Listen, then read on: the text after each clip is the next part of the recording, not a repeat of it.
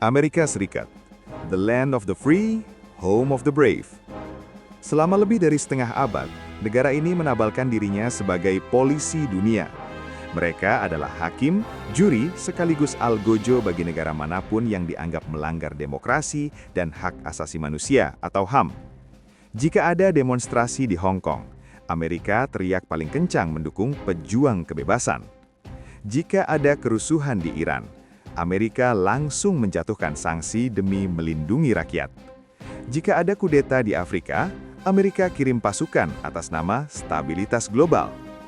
Tapi hari ini, mari kita alihkan kamera dari panggung dunia ke halaman rumah mereka sendiri, Minnesota.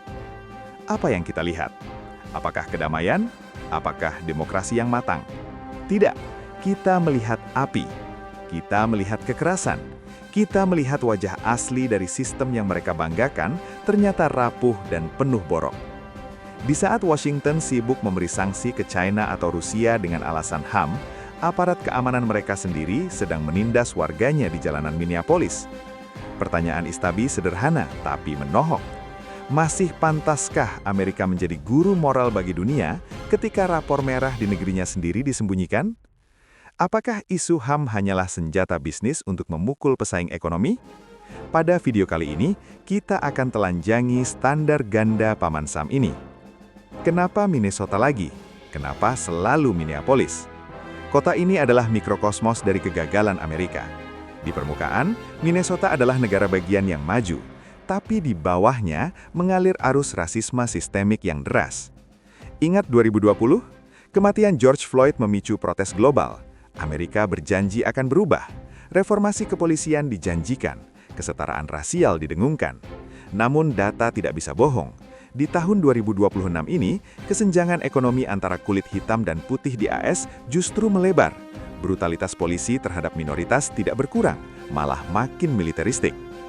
Demonstrasi yang terjadi di Minnesota saat ini bukan tanpa sebab. Ini adalah ledakan dari janji manis yang diingkari. Rakyat turun ke jalan karena mereka merasa hukum di Amerika tajam ke kulit hitam, tapi tumpul ke aparat. Dan bagaimana respon negara? Apakah presiden mengajak dialog seperti yang ia sarankan pada pemimpin negara lain? Tidak. Responnya adalah gas air mata, peluru karet, dan garda nasional. Ironis bukan?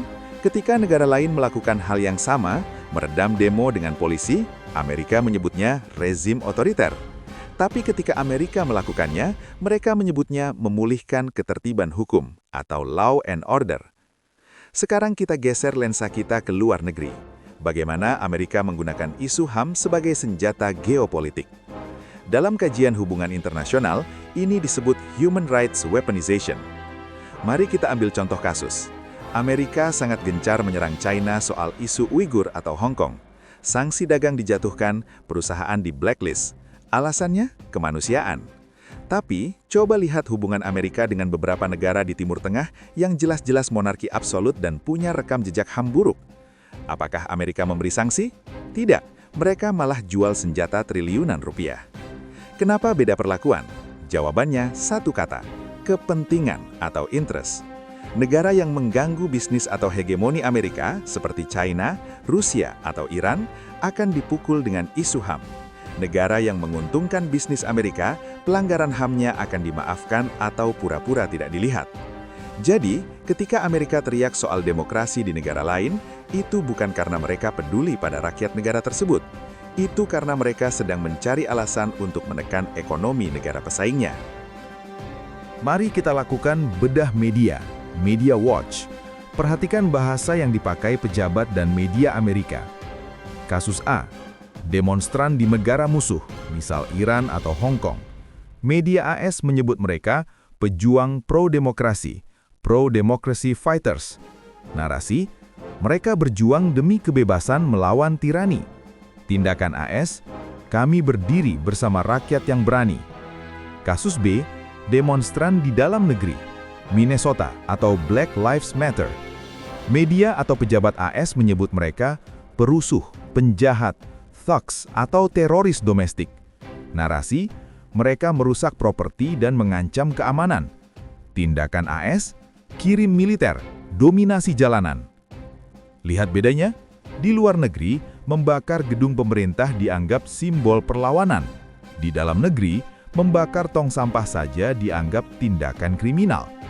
Ini adalah definisi buku teks dari standar ganda. Amerika ingin dunia melihat mereka sebagai malaikat penyelamat, padahal di rumah sendiri mereka bertindak seperti rezim yang mereka kutuk. Apa dampak dari kemunafikan ini? Dunia tidak buta. Dulu, Amerika memiliki apa yang disebut soft power. Orang mengagumi Amerika bukan karena senjatanya, tapi karena nilai-nilainya. The American Dream.